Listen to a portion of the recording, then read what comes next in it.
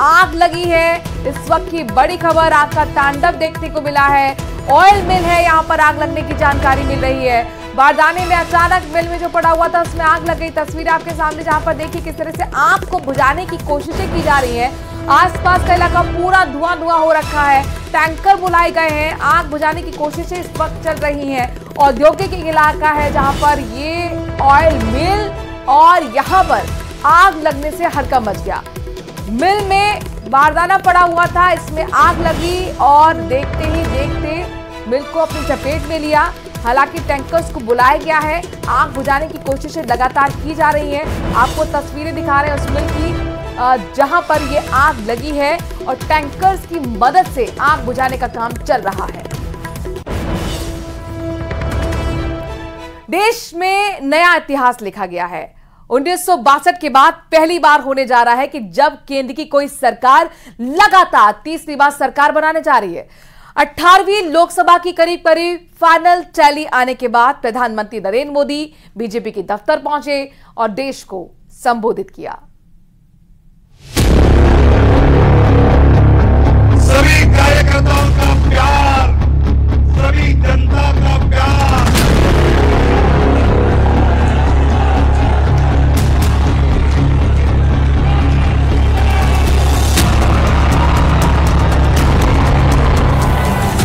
भारत माता की जय जगन्नाथ।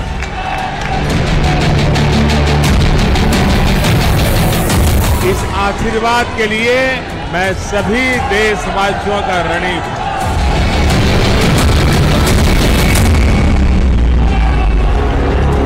जीत छोटी या बड़ी नहीं होती।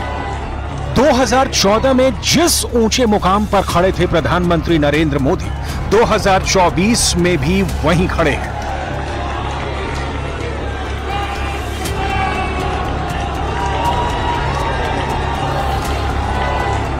फर्क बस इतना है कि आंकड़े बदल गए हैं। बीजेपी बहुमत के जादुई आंकड़े तक अकेले बेशक नहीं पहुंचती दिख रही है, लेकिन बहुमत उसके साथ है।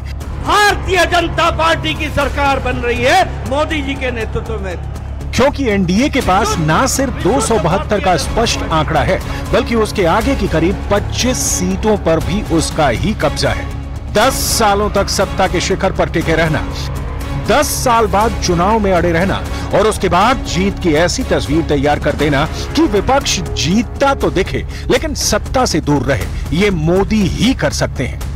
देश बड़े फैसलों का एक नया अध्याय लिखेगा, ये मोदी की गारंटी है। क्या हार में, क्या जीत में, किंचित नहीं भयभीत में, संघर्ष पथ पर जो मिले यह भी सही वह भी सही। आज बड़ा मंगल है और इस पावन दिन एनडीए की लगातार तीसरी बार सरकार बननी तय है। 1962 के बाद पहली बार कोई सरकार अपने 2 कार्यकाल पूरे करने के बाद तीसरी बार वापस आई है।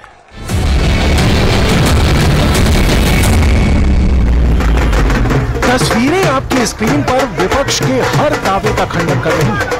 ज़हन में यह सवाल उमड़ रहा हो कि यह कैसे हुआ, मोदी की गारंटी वाला कार्ड कैसे अब की बार भी चला। तो दृश्य देखिए और भरोसा दोहराइए उस मैंडेट पर जिसके लिए तपती दोपहरी में करोड़ों मतदाता निकले और मोदी के नाम पर वोट डाला। ये कोई सामान्य घटना नहीं है, ये कोई सामान्य जीत नहीं है, ये कोई साधारण सियासी तस्वीर नहीं है। ये मोदी मैजिक ही है कि 10 साल बाद भी इंडिया ब्लॉक के दावे पर जनता ने एतबार तो किया, लेकिन सीमित दायरे में। जनता ने वोट तो किया, लेकिन सीमा रेखा खींचकर। मोदी जीते तो एक बार फिर मोदी की तीसरी सरकार बनने जा रही है। ये ऐसे ही नहीं हुआ। प्रधानमंत्री नरेंद्र मोदी ने इसके लिए देश का चप्पा चप्पा छान डाला, रैलियों का रेला लगा दिया। आम चुनाव 2024 के लोकसभा सीट के आंकड़े से इतर पीएम मोदी की मेहनत देखिए। 16 मार्च को पीएम मोदी ने प्रचार अभियान की शुरुआत की और 30 मई तक धुआंधार प्रचार का यह सिलसिला चलता रहा।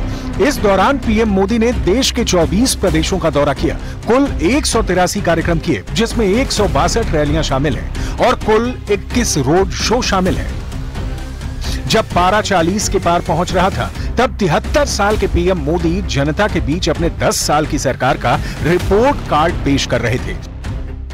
जब समूचा विपक्ष मोदी के खिलाफ देश भर में घूम घूम कर 295 सीटें जीतने का दावा कर रहा था, तब पीएम मोदी जनता को बता रहे थे कि विकास किस रास्ते आ रहा है। यह सच है और तथ्य है कि बीजेपी के सबसे बड़े दांव हैं पीएम मोदी, और पीएम मोदी के चेहरे पर ही पार्टी ने अब की बार चुनाव की वैतरणी पार की है। मोदी की तीसरी जीत ने जो रिकॉर्ड खड़ा किया है, उसे भी आज आपको जरूर देखना चाहिए। 1962 के बाद पहली बार है कि किसी सरकार ने 10 साल पूरा करके तीसरी बार वापसी हो रही है। प्रधानमंत्री नरेंद्र मोदी पूर्व प्रधानमंत्री जवाहरलाल नेहरू के लगातार तीसरी बार सरकार बनाने की बराबरी करने जा रहे हैं। यानी देश में दूसरी बार होगा जब केंद्र में कोई सरकार हैट्रिक लगाएगी। यही नहीं, पीएम मोदी के नाम एक और नया रिकॉर्ड दर्ज हुआ है। नेहरू की तीसरी जीत का मार्जिन दूसरी जीत से कम था, जबकि बीजेपी का वोट प्रतिशत बरकरार है। गठबंधन की कुल सीटों से ज्यादा अकेले बीजेपी ने सीटें जीती हैं। 10 साल के बाद लगातार तीसरी बार जनता जनार्दन का प्यार, उनका आशीर्वाद हमारा हौसला बढ़ाता है, हमारे संकल्प को नई मजबूती देता है, नई ऊर्जा देता है। हमारे विरोधी एकजुट होकर भी उतनी सीटें नहीं जीत पाए जितनी इस लोकसभा चुनाव में अकेली बीजेपी ने जीती है। तो विपक्ष के जोश के बीच पीएम मोदी कॉन्फिडेंस से लबालब भरे दिखे। तीसरी बार सरकार बनाने का मौका देने के लिए जनता जनार्दन को धन्यवाद दिया और इस दौरान पीएम मोदी ने गारंटी वाली बात भी दोहराई।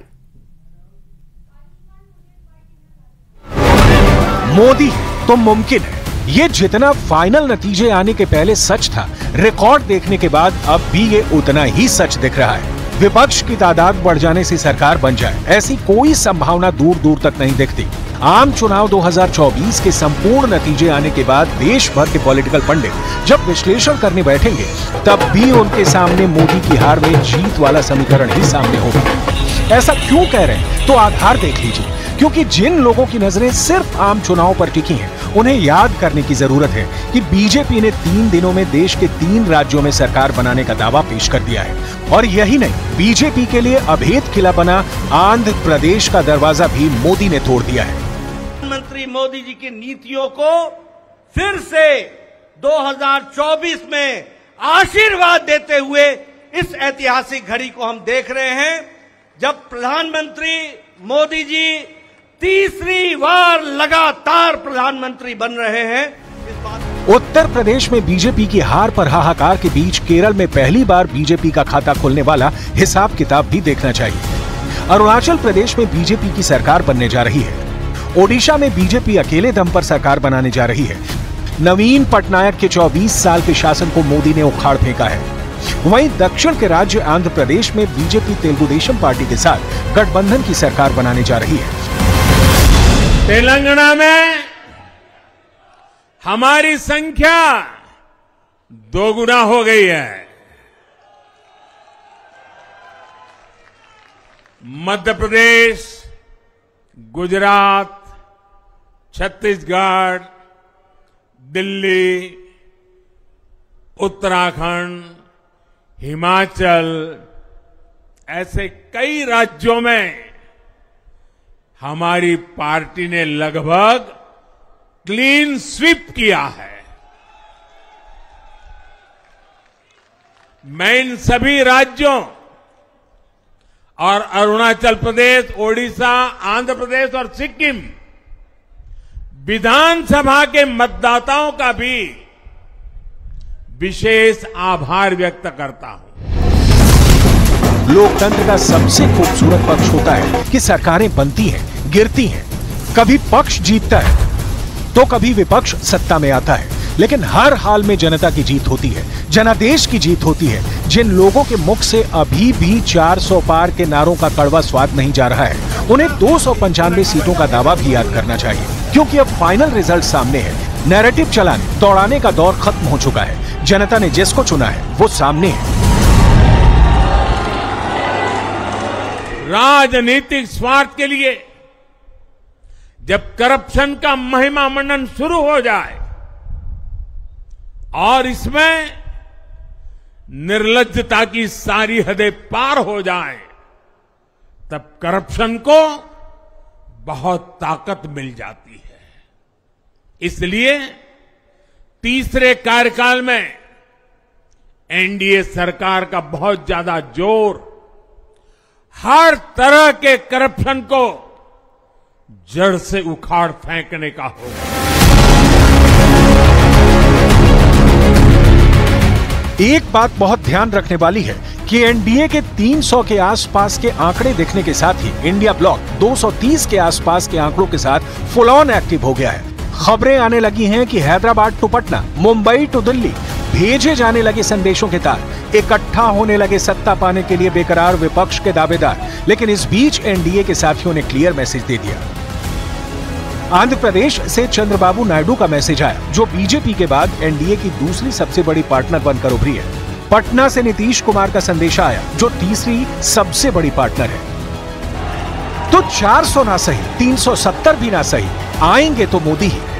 जनादेश आ गया है और फाइनल टैली भी क्लियर हो चुकी है। अब पीएम मोदी के तीसरे काल के शपथ ग्रहण समारोह का इंतजार है। वहीं चुनावी राजनीति में किस्मत आजमाने उतरे फिल्मी सितारों को भी जनता ने चौंका दिया है। इस चुनावी दंगल में बड़े बड़े नाम धड़ाम हो गए।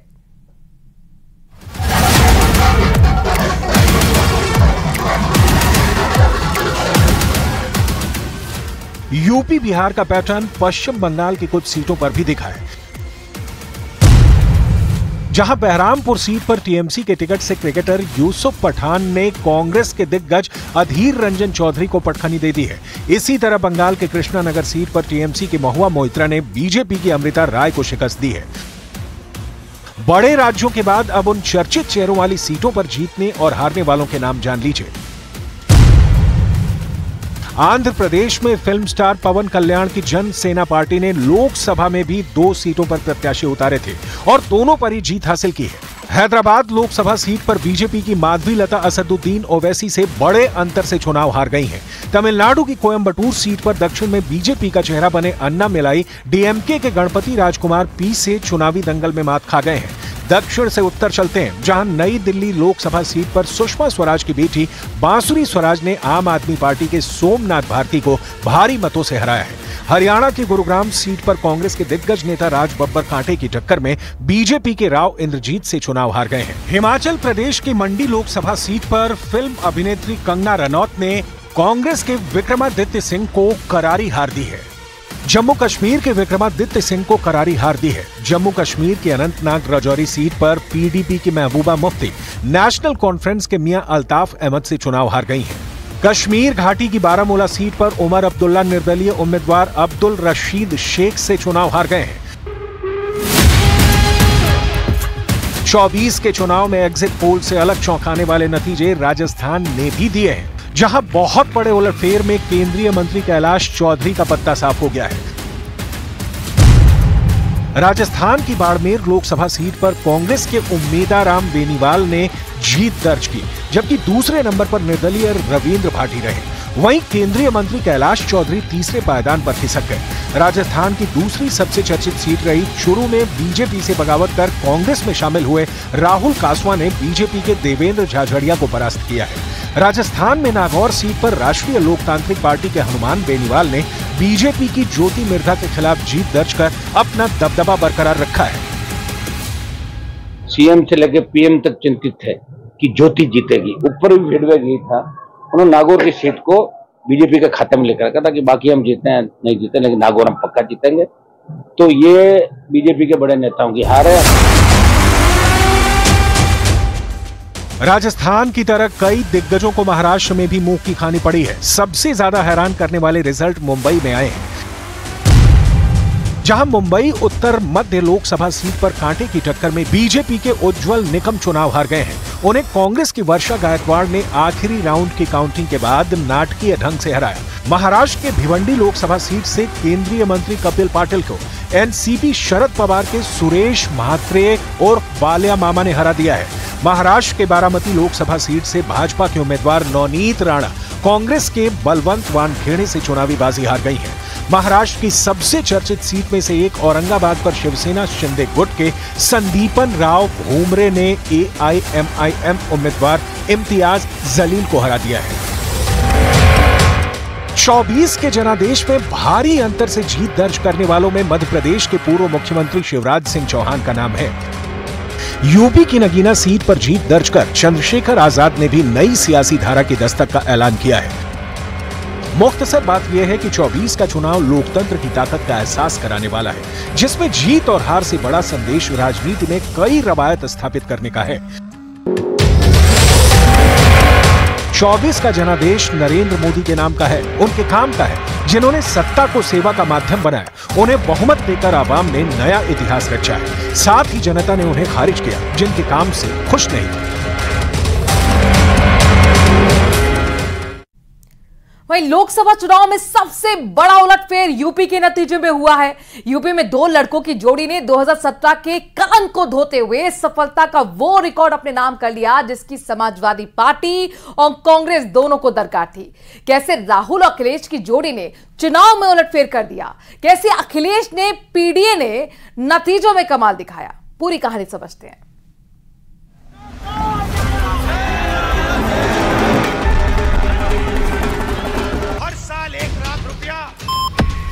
₹8,500 महीने का खटाखट आता रहेगा। एक सीट के अलावा सब सीटें जीत रहे हैं। कौन सी सीट? एक लड़ाई में क्यूटो।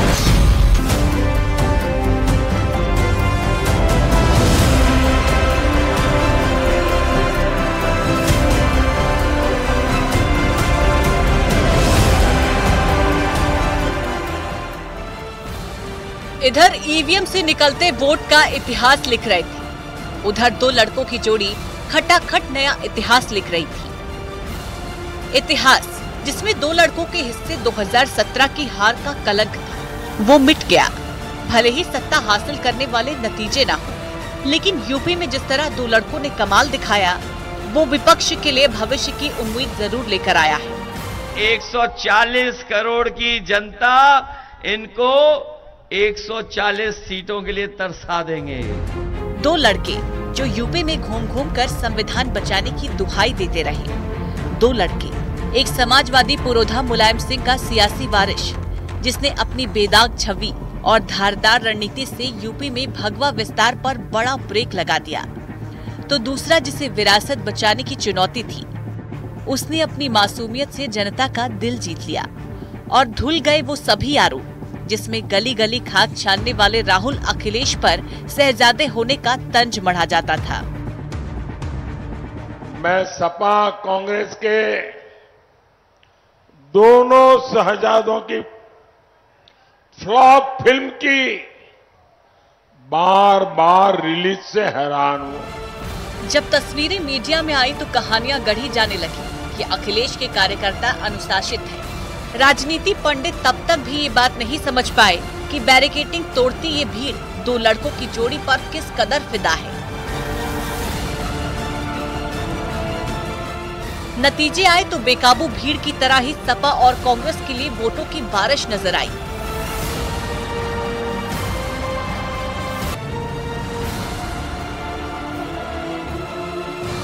जनता ने भी मन बना लिया, जब वोट डालेंगे तो इनको कर देंगे फटाफट फटाफट फटाफट विदा। 2024 का चुनाव कई मायनों में ऐतिहासिक रहा। उन्हीं में से एक इतिहास इस जोड़ी ने भी लिखा। जब बीजेपी 400 पार का नारा बुलंद कर रही थी, जब यूपी में 80 की 80 सीटें जीतने का दावा बीजेपी नेता कर रहे थे, तब अखिलेश राहुल की जोड़ी जनता को ये बता रही थी कि 400 पार आए तो वो लोग संविधान बदल देंगे। कहना गलत नहीं होगा कि ये मैसेज जमीन तक पहुंचा। यहाँ पे मेरे भाई अखिलेश यादव को भारी बहुमत से जिताना है, सबसे ज्यादा वोटों से जिताना है। इंडिया गठबंधन के सारे कार्यकर्ताओं मिलकर एक हो जाओ। अभी 2 साल पहले की बात है, जब विधानसभा चुनावों में बीजेपी ने यूपी में इतिहास रचा था। फिर 2 साल में ऐसा क्या हुआ कि लोकसभा में पार्टी अपने टारगेट से पीछे रह गई? इसका जवाब भी 2 लड़कों की जोड़ी है। 2 लड़कों की जोड़ी ने ग्राउंड पर जमकर किया काम। राहुल गांधी का ग्राउंड वर्क काम आया। अखिलेश यादव अपनी मेहनत नतीजों में बदलने में कामयाब रहे। इसके अलावा कांग्रेस सपा कार्यकर्ता ने तालमेल से काम किया। महंगाई, बेरोजगारी का मुद्दा बनाने में 2 लड़कों की जोड़ी सफल रही। इन्हीं बातों की दम पर आज यूपी में ये उलटफेर सामने आया है। यूपी में विपक्ष की ऐतिहासिक बढ़त में अखिलेश की रणनीति भी खूब काम आई। अखिलेश यादव ने पीडीए का नारा दिया। पीडीए में पिछड़ा, दलित और आदिवासियों की बात की गई। कहना गलत नहीं होगा कि पीडीए वाली रणनीति रंग लाई। ये समाजवादियों की लड़ाई है, अलग लड़ाई है, लेकिन गठबंधन मजबूत हो उस दिशा में हम लोग काम करें। 2024 के चुनावी चक्रव्यूह को भेदने के लिए अमरोहा में पहली बार 2 लड़कों की जोड़ी एक साथ नजर आई, लेकिन सियासी हलचल कन्नौज ने पैदा की। बब्बर शेर जो अब एक साथ टीम में जाके शिकार कर रहे हैं। उत्तर प्रदेश में इंडिया गठबंधन का तूफान आ रहा है। कन्नौज की जनसैलाब ने इस जोड़ी में जोश भर दिया। फिर तो राहुल अखिलेश की जोड़ी का ताबड़तोड़ रैलियों का सिलसिला थमा ही नहीं। 2017 की गलतियों से सीख लेते हुए सपा और कांग्रेस ने इस बार हर कदम, हर दांव एक रणनीति के तहत चला। अखिलेश यादव ने पश्चिमी यूपी में सिर्फ एक रैली की। और इस वक्त की बहुत बड़ी खबर अपने दर्शकों को बता रहे हैं। प्रधानमंत्री नरेंद्र मोदी राष्ट्रपति भवन पहुंचे हैं। बड़ी खबर, प्रधानमंत्री नरेंद्र मोदी राष्ट्रपति भवन पहुंचे हैं। क्योंकि देखिए, ये परंपरा रहती है कि मौजूदा सरकार के लिए यहाँ पर जो प्रधानमंत्री होता है उसे इस्तीफा देना होता है नई सरकार के गठन के लिए। और ये 8 जून तय कर लिया गया है जब प्रधानमंत्री के तौर पर नरेंद्र मोदी शपथ लेंगे, और इससे पहले मौजूदा सरकार के लिए उन्हें प्रधानमंत्री के तौर पर इस्तीफा भी देना होगा। लिहाजा राष्ट्रपति भवन पहुंच चुके हैं प्रधानमंत्री नरेंद्र मोदी। और ये एक बड़ी खबर है, एक बड़ी हलचल जो नतीजों के बीच में बनी हुई थी, उसके बीच महत्वपूर्ण खबर, प्रधानमंत्री नरेंद्र मोदी राष्ट्रपति भवन पहुंचे हैं और 8 जून को प्रधानमंत्री नरेंद्र मोदी शपथ ले सकते हैं। तो नई सरकार बनाने से पहले मौजूदा सरकार के जो मुखिया होते हैं, प्रधानमंत्री, उन्हें इस्तीफा देना होता है प्रधानमंत्री के पद से। लिहाजा राष्ट्रपति भवन पहुंच चुके हैं प्रधानमंत्री नरेंद्र मोदी। और इस बीच खबर ये भी आई थी, वो तारीख भी तय हो चुकी है। सूत्र हमारे बता रहे हैं कि 8 जून को प्रधानमंत्री मोदी शपथ ले सकते हैं प्रधानमंत्री के तौर पर। एनडीए गठबंधन तीसरी बार सरकार बनाने जा रही है। और इसी के साथ मारू राजस्थान में आज के लिए इतना ही। देश और प्रदेश की बाकी खबरों के लिए बने रहिए न्यूज़ 18 राजस्थान के साथ।